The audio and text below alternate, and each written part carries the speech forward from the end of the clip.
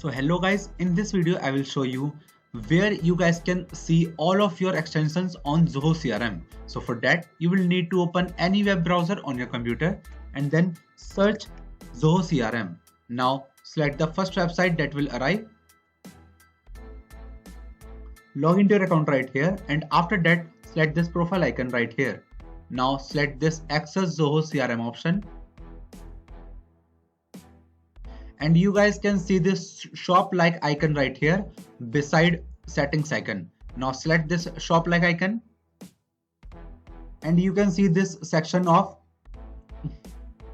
installed, and in this section you guys can see the list of your installed extensions on your Zoho CRM account.